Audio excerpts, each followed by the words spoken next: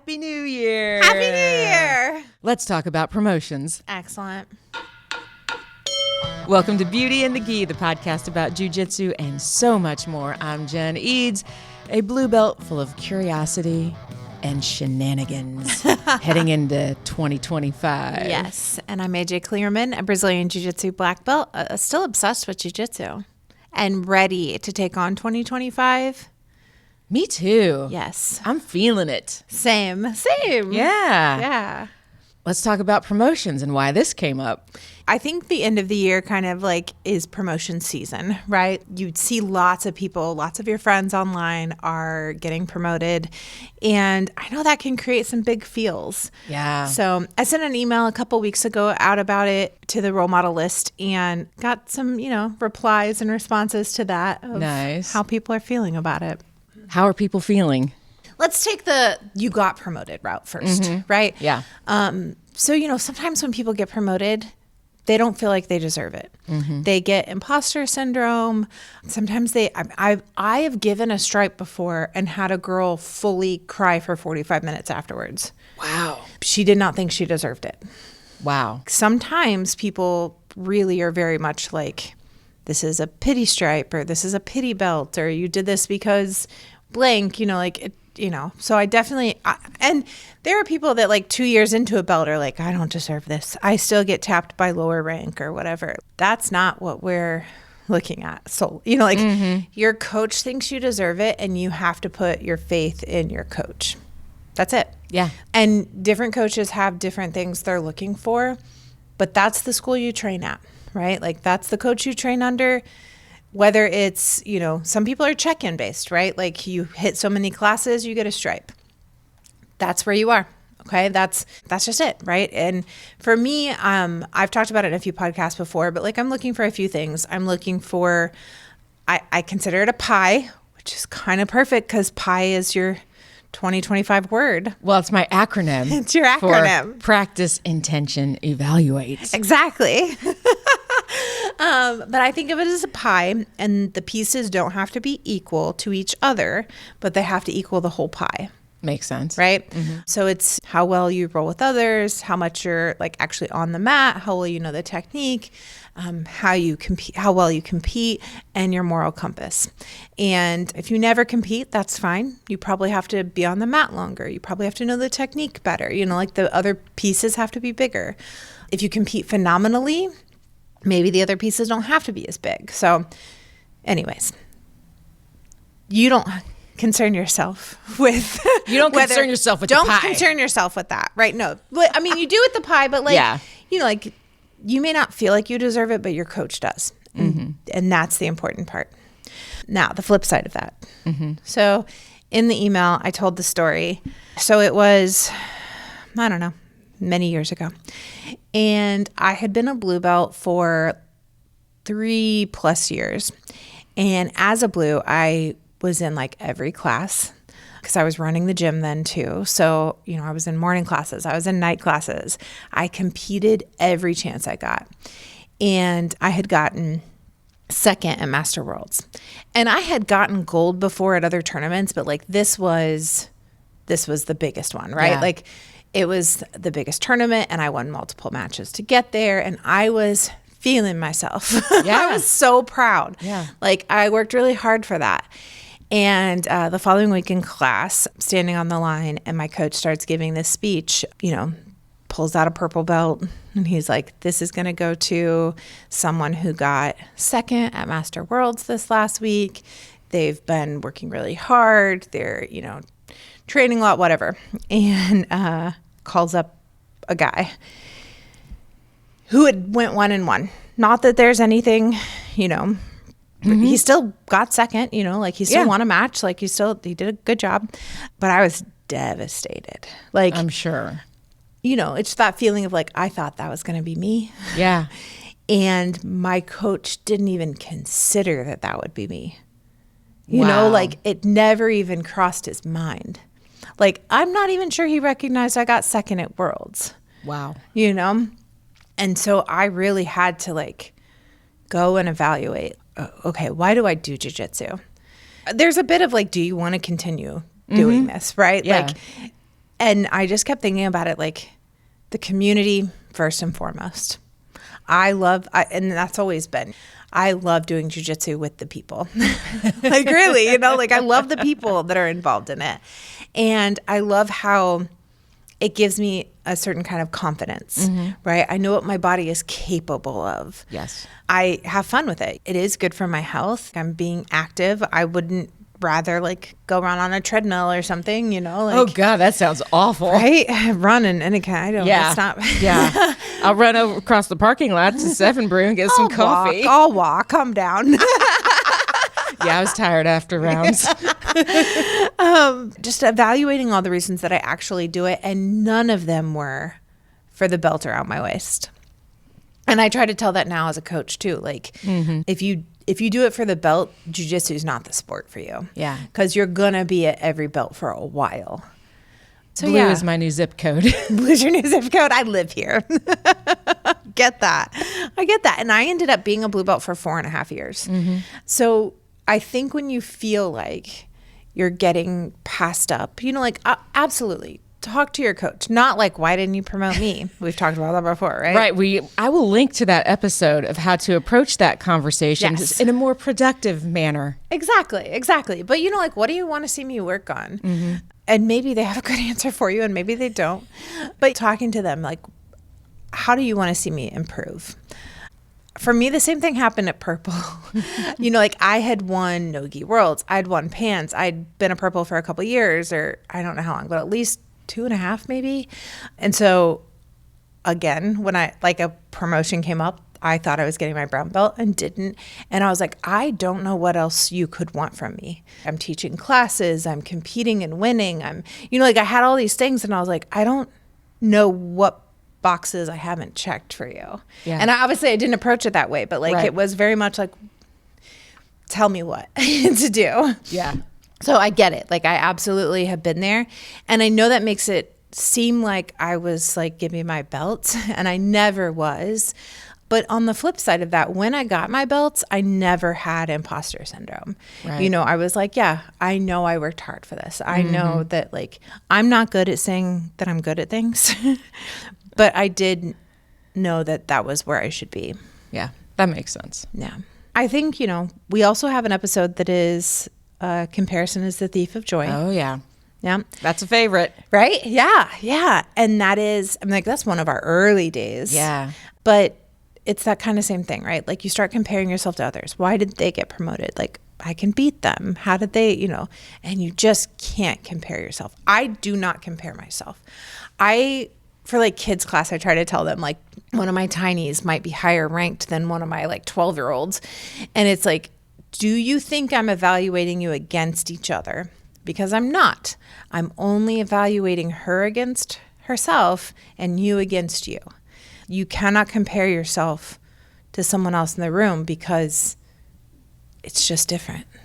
Did I just talk a lot? Have I had too much caffeine? No, I'm here for it. This is why you are the coach / co-host, so that you can talk. And I just edit and hit buttons. Excellent. And I do believe I got both microphones routed correctly. Perfectly, So yes. see, learning from my mistakes. Do you feel like there's ever been a time where you thought you deserved a promotion and didn't get it, or that someone else got one and you were kind of questioning, or that you got one and you were like, are you sure? I probably fall more into the category of are you sure? I believe that. Yeah, and sometimes, unless you are in a situation like you were in, I feel like I see it more from that perspective of the imposter syndrome. Am I really ready for this? Rather than at least what I see in the Facebook groups and things like that. Yeah. It's usually that rather than why don't I have my purple belt yet? Do you think, even with anonymous posts, do you think that it's easier for people to publicly say that they feel like they have imposter syndrome rather than publicly saying that they feel like they deserve something? Yeah, for sure. Yeah, I wonder, what the actual mix is versus... I think sometimes people might not say that they think they deserve something, they won't put it out there because they're like, I don't want to look like the jerk face. Right. So there's that piece of it. But then I also think there are people, I think especially women, that sometimes have a hard time saying, I deserve this. Yes. Yeah, absolutely. So I see that piece of it too. Yeah. I mean, like I have had students leave me because they thought somebody else would promote them and I wasn't. Yeah. Right? Like that's happened. So I do know that there are several people that think they deserve it, that, but whether they're willing to say it or not can be different. Yeah. Makes sense. That's a good point. I hadn't really thought about it from that perspective, but I think you're right. So let's say you get promoted and you're not feeling like you deserve that new belt. How do you mentally make that shift to step into that, to feel like I do deserve this belt? Yeah. I think you rise to the occasion. Ask yourself, what do you think a blue belt looks like? You got your blue belt. You don't think you deserve it. Okay. What would it look like if you did? Do you think that's somebody who does this many classes a week or this many rounds a week? Do you think it's somebody who's competing? Do you think, I want you to evaluate what you think that belt looks like, that rank looks like, and then rise to the occasion. That way, not only does your coach think you deserve it because they're the one that gave it to you, but you feel like you deserve it because you're putting in the things that you think it takes to be that rank. And then I've also heard you say that for the flip side. When you're wondering, why haven't I been promoted yet? Well, are you acting like a blue belt? Yep. Yeah. Do the things. Yeah, absolutely. Like the last 6 months I had my blue belt, I changed the pant string and all my gis to be purple. Just the string, just to keep my eye on the prize, like a symbol. Ooh, that's smart. Yeah. And I just tried to think of what I thought made a purple belt and tried to do those behaviors. Yeah. Very good. Yeah. Act as if, I guess. I think it goes a long way. Yeah. And I think it's different than, I think there's a difference between act as if and fake it till you make it. Yeah. Because I don't like the fake. Yeah, I struggle with that. But Yeah. the idea of acting as if there's an ideal, there's something that you're trying to not imitate, but there's something that you're trying to reach at a higher level. Yeah. And that just feels better to me. Yeah. Yeah. I like that. Look at us. We're so smart. And you know what? I think that works. All of this conveniently works as an off the mat tip as well. Yes, right? Absolutely. I think this can play both sides. We're both self-employed. So yeah, we haven't corked for corporate world. I haven't worked for the man in a long time. I am the man. That's right. But you want the promotion. What does someone that has that promotion do? I mean, I know promotion is also a term for getting the next belt, but what does that look like? What can you do to rise to that occasion? I think also, too, going back to that comparison, when I see people that have been in business as long as, we started our businesses about the same time, it's they're crushing it, they're killing it, they're all over social media, but they did this and they did that. And it would be so easy to compare myself and be like, oh, but I haven't done that, and I haven't been there, and I haven't got this award, and blah, blah, blah. But man, I am loving my life. Yeah, yeah. I once was asked on a podcast, whose success did I want to emulate, basically?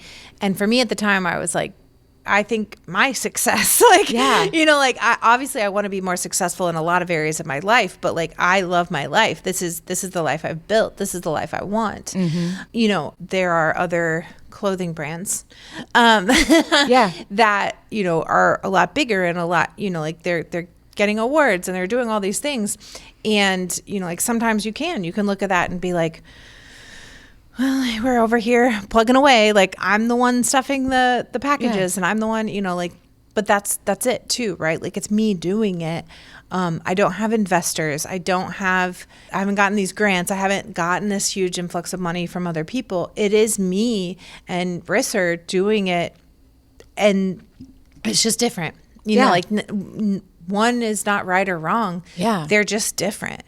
And this is the life I would want. I wouldn't want to take on investors and sell part of my company or anything like that. Like this is what I want. I want role model to be us. I want us to get to have the say in what it looks like and the sizes we have and all of that. So yeah, like, you know, you see stuff online and they might have these perfect personas online, but you don't know what their life is like. Maybe they're miserable. Maybe they're, you know, working 24/7 and they don't have any actual life around it. Yeah. I think it's kind of be careful what you wish for sometimes. Yeah.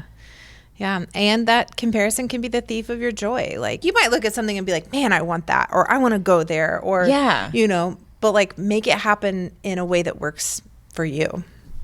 Definitely. That's kind of the thing with jiu-jitsu too, right?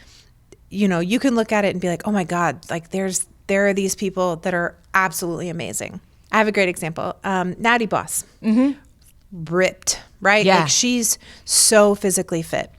And one of my girls was like, man, I want to look like that. And I was like, you absolutely don't. You know, like if you could look like that, like snap your fingers and look like that, okay. Yeah. But you don't want to put in the work that she puts in to look like that. Yeah. I know you, right? So not always do you actually want what somebody has. Yeah. Like you might want something similar, but make it work in your area.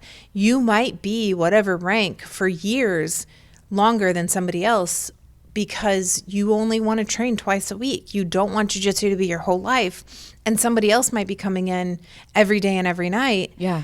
And, you know, competing constantly. They're going to get promoted faster. You can't compare yourself to that person because you don't have the same life. Right. I tell, you know, moms all the time, like, you're a mom. You have a family. You can't expect to, I tell you, right? Like sometimes you get upset, or have in the past. You've been doing fantastic. But you would get upset that somebody would beat you. And I'm like, they're literally half your age. Like I sometimes have unrealistic expectations. Yeah, which I do think in the past few months you've done much better about like managing, but you just can't expect that to be the same. Yeah. I don't like having that excuse though. Like there's still that little, like I get it. And I know. And I'm not saying make excuses, but like you just, you know, some of those people that might be beating you might be like also doing judo, also lifting weights, also, you know, like all these things.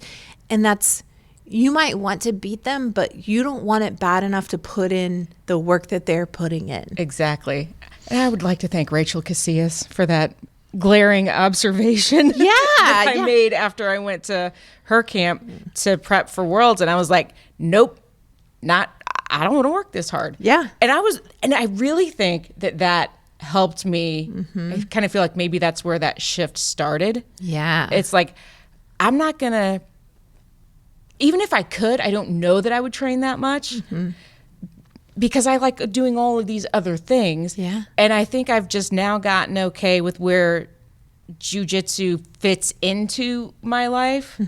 And I'm okay with how that looks, and whatever happens, and I'll train when I can train. And going back to being intentional, which is my word, one of my words.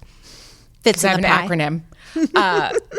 But being really intentional then about when I walk in the door, if I'm here for a limited amount of time, I need to come in ready to get the most out of it. Yeah.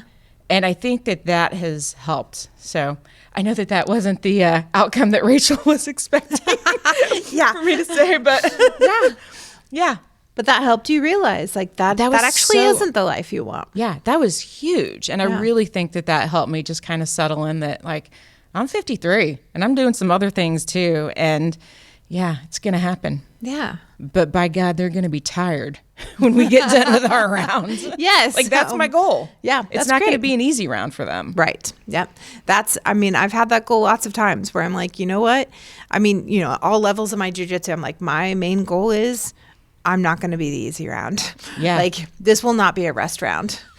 Now there are days where I'm like, you want to roll as your rest round? Because like that's me right now. Like absolutely. And that's okay too. Right. Like it's going to change, but I feel really good about this. I'm glad we did this episode. Me too. I hope it helps other people who, you know, didn't get the promotion that they thought they would, or got the promotion and didn't think they would, you know, like however that is. Like I hope that you can kind of relate to this and feel a little better.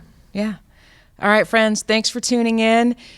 I want to hear your stories. If you've ever felt that imposter syndrome and how you worked through it, or if you're like, I'm really feeling frustrated that I haven't gotten that promotion, you can message us at Beauty and the Gi Podcast on Instagram. If LinkedIn is still, or no, oh God, LinkedIn's not going anywhere.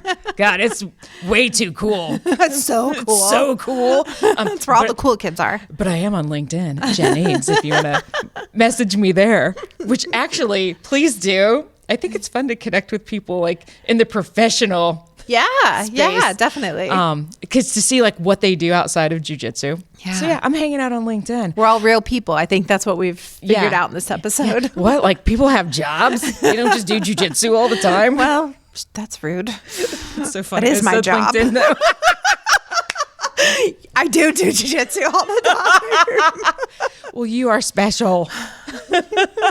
So also on, what's that place that might go away? TikTok. Yeah. Well, I've already forgotten the name, so I guess it no longer I'm there at Brassy Broad Jen. I'm on Instagram at Brassy Broad Jen, and we are on Instagram together at Beauty and the Gi Podcast. Let us know your stories and your thoughts on this. Yeah, I'm AJ Klingerman everywhere you go, unless TikTok's still around, and then I'm roll_model. And can I promote a couple things real fast? Please do. Okay, 2 things. 1, January 31st, February 1st and 2nd. So the last, first weekend of February kind of thing. We're doing our competition camp here. Ooh. We have a couple spots left for that if you're interested. It will not be like murder, death, kill. It will be very focused drilling, game planning, and some mindset work. I think it could be really great for anybody, whether you're competing or not. But if you plan to compete, especially like gi pans or something like that, you should absolutely be here. And then we're going to have like a role model week where people come in and train with us for the week in April. And I'll talk about that more to come. But I hope to see you guys sometime in the next few months. I'm excited for April. Me too. That'll be a good time. Yeah. Also, if you are watching this on YouTube, you can leave us comments there, or if you're listening in Spotify, leave us some comments. You don't have to just DM us. You can comment in places. Where people can see it. Yes. We can be friends out loud. Yes. And if you do share the episode with somebody or you share it on social media, be sure that you tag us in it so we can share it so that we know that you're listening. Yeah. And that's really the best way that like you can help us is, share it with somebody else. Help us get out there to, meet new people. You know what I want to know? If we showed up in your Spotify Wrapped, oh, yes, like in the top 10 or the top 5 or the number 1, please screenshot that and tag us and let us know, because I was surprised at how many people we were like in their top 10. That's so cool. Like, that's way cool. That's really cool. Yeah. So thanks for tuning in, friends, and we will see you on the mat. Beauty and the Gi is a production of the Brassy Broadcasting Company and brought to you by Role Model Grappling.